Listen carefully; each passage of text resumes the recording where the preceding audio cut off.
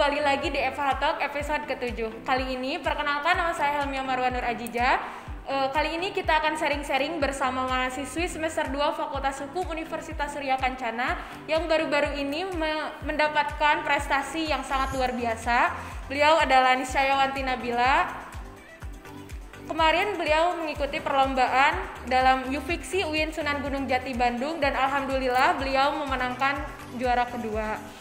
Assalamualaikum Mbak Nabila, apa kabar? Assalamualaikum Nabila, gimana kabarnya juga? Alhamdulillah. Gimana nih kegiatan Kak Nabila ini di masa pandemi? Sebenarnya gak banyak kegiatan ya Teh. Aku fokus kuliah aja sih, tapi juga sambil cari-cari lomba yang memang sejalan dengan apa yang aku suka gitu. Gimana sih perjalanan Kak Nabila bisa masuk Fakultas Hukum Universitas Surya Kencana ini? Sebenarnya agak historis juga ya ceritanya tuh. Jadi waktu itu kalau kita kelas 12 kan biasanya suka ada sosialisasi setiap univ kan ya. Yang cutting-cuttingnya itu Iya. datang ke sekolah kita kan? Nah kebetulan waktu itu ada perwakilan dari Unsur dan beliau tuh dari FH juga. Beliau tuh, aku sebutin namanya nggak apa-apa? Ya nggak apa-apa. Namanya Tasera.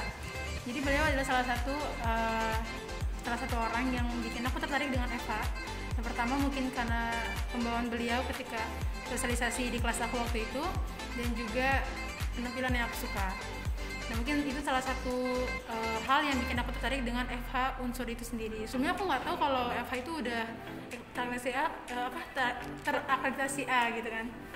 Itu sih. Dulu emang Kak Nabila sekolah di mana? Aku dulu di SMA Negeri 2 Cianjur. Wah, SMA Negeri 2 Cianjur ini adalah salah satu SMA favorit ya di kota Cianjur, yang biasanya dari SMA Negeri favorit biasanya melanjutkan pendidikan ke perguruan tinggi negeri ya Kak. Tapi kan Nabila ini Masya Allah bisa melanjutkan pendidikannya di universitas swasta, yaitu Fakultas Hukum, yang akreditasnya pun sudah A. Memangnya dulu kegiatan Kak Nabila di saat SMA itu apa sih Kak? Kalau dulu SMA itu aku kelas 1 SMA itu aku sibuk di OSIS. Tapi hanya bertahan setahun. Kelas 2 aku tergabung di salah satu band sekolah, tapi juga bertahan hanya 6 bulan. Setelah itu aku pindah ke vokal grup di SMA. Dari situlah aku aktif juga di Eskul di Rohis Manda. Setelah Kak Nabila mengikuti kegiatan nih di FH, sudah melakukan pembelajaran meskipun pembelajarannya daring ya Kak ya. Gimana sih perasaan Kak Nabila setelah masuk FH ini? Sebenarnya kalau kelas 12 yang tahun kemarin itu kan kita setengah semester ya, kita udah terkendala dengan pandemi. Makanya kalau aku sendiri sih nggak terlalu kaget ya ketika masuk kuliah terus kita langsung belajar daring, nggak apa-apa juga dan nggak terlalu permasalahan itu. Tapi mungkin penyesuaian kita yang biasanya kita bisa bertemu dengan teman-teman baru, sekarang kita terkendala. Tapi dengan keuntungan aku kuliah di Cianjur, aku masih bisa berkunjung ke univ aku, masih bisa ketemu teman-teman meskipun itu nggak lengkap, tapi setidaknya aku masih bisa silaturahmi sama teman-teman aku sendiri. Kemarin kan Kak Nabila mengikuti perlombaan nih Kak, meskipun lewat virtual kan Kak, share dong Kak perjalanan Kak Nabila bisa mengikuti lomba itu. Jadi awalnya sih di grup WA itu ada salah satu grup yang dimana isinya itu adalah alumni Rohis sekolah aku di SMA.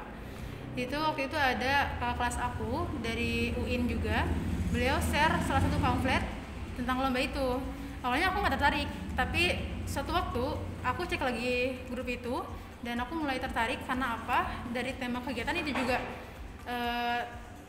bertemakan tentang seni Islami, makanya itu yang salah satu bikin aku tertarik untuk ikut lomba itu. Dan ada juga cabang lomba yang bikin aku tertarik dan sesuai dengan bakat yang aku punya, mungkin yaitu bintang vokalis gitu. Karena di situ kan ada 7 cabang mata lomba ya. Makanya mungkin satu itu yang bikin aku sesuai dengan apa yang aku punya. Nih, setiap kita melakukan kegiatan nih Kak, pasti ada faktor pendorongnya nih. Apa sih faktor pendorong Kak Nabila bisa mengikuti lomba tersebut?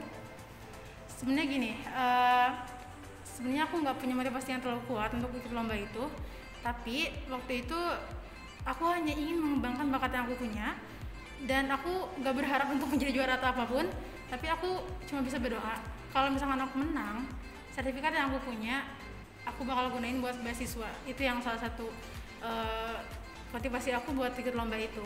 Tapi aku nggak berharap berlebih karena itu kan tingkat nasional ya. dan itu banyak banget perwakilan dari setiap provinsi, yang ada yang dari Bali, Lombok, Jambi, terus Madura juga banyak. Jadi aku nggak berharap kayaknya aku bakal menang deh gitu, tapi alhamdulillah Allah kasih kesempatan itu, dan mungkin ya itu rezekinya.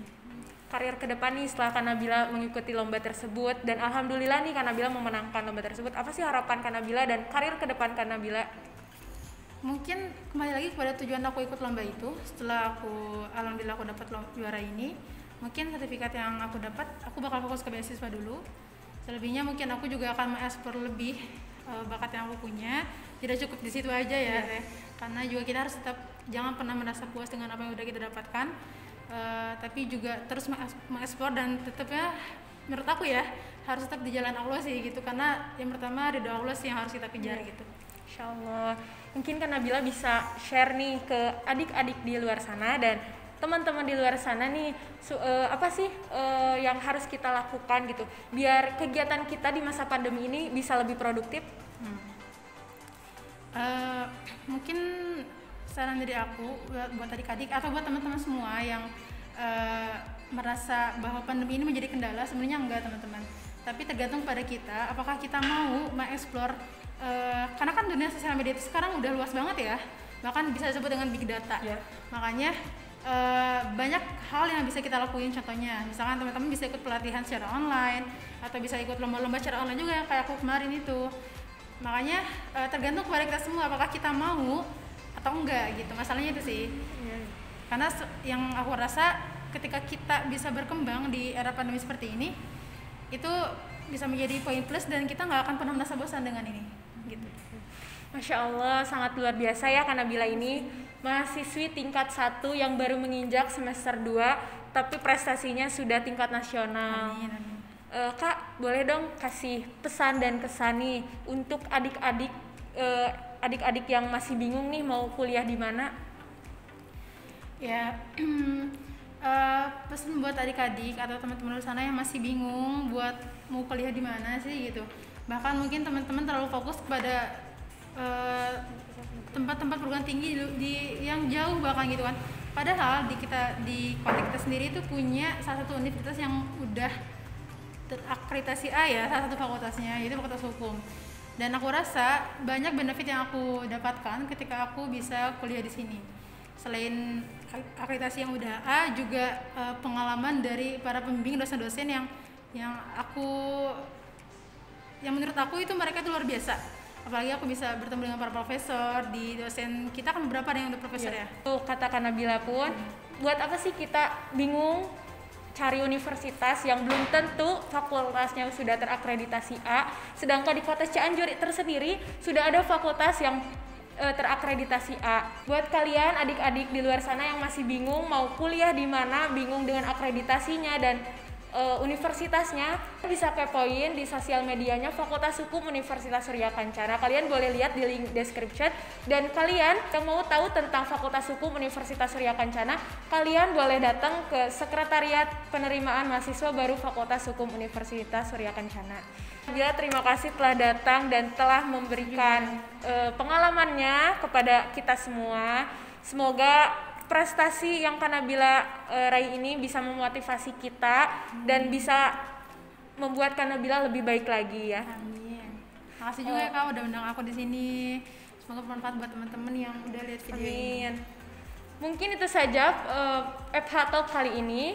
Kembali lagi di FH Talk selanjutnya. Wassalamualaikum warahmatullahi wabarakatuh.